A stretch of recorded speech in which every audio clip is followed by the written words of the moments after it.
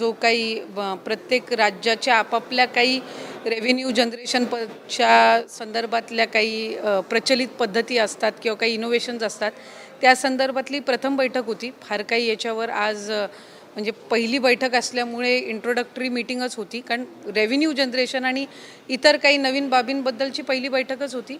आमचे चेअरमॅन या group of मिनिस्टर्सचे Pramod Sawant साहेब आहेत, मुख्यमंत्री गोवा राज्याचे, आणि आज साधारणपणे वेगवेगळे जे काही 3 राज्य आहेत त्यांनी त्यांचं जे काही सादरीकरण आहे ते केलं होतं.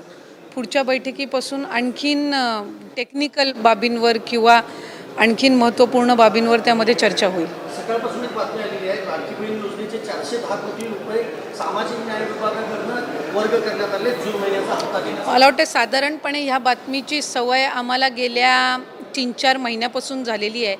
खरं तर या संदर्भामध्ये राज्याचे मुख्यमंत्री देवेंद्र फडणवीस साहेब, उपमुख्यमंत्री अजितदादा असतील, उपमुख्यमंत्री एकनाथजी शिंदे साहेब असतील, यांनी आणि त्याचबरोबर आदिवासी विभागाच्या मंत्र्यांनी सुद्धा या संदर्भामध्ये बऱ्याचशा वेळेला हा गैरसमज दूर करण्याचा प्रयत्न केलेला आहे. पण दर महिन्याला लाडकी बहीणच्या लाभाची किंवा लाभार्थी DBTची प्रक्रिया ही जवळ आल्यानंतर अशा पद्धतीच्या बातम्या येत असतात.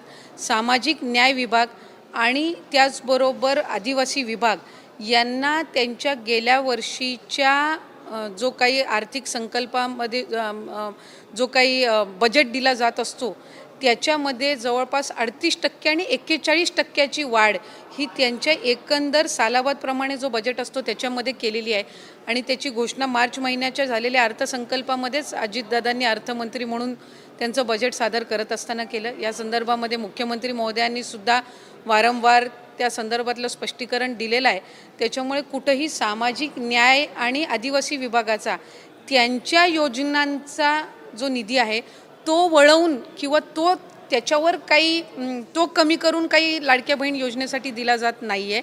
त्यांना 10% किंवा 20% जो काही मॅन्डेटरी आहे त्याच्यामध्ये अधिक वाढ ही अर्थ विभागाने आणि सरकारने केलेली आहे. आणि तिथे एक प्रश्न असा आहे की महाराष्ट्र हा कुपोषणामध्ये जवळपास 1,82,443 इतकी संख्या समोर आली आणि शहरी भागात कुपोषित बालकांची संख्या जास्त असा आकडा आलाय.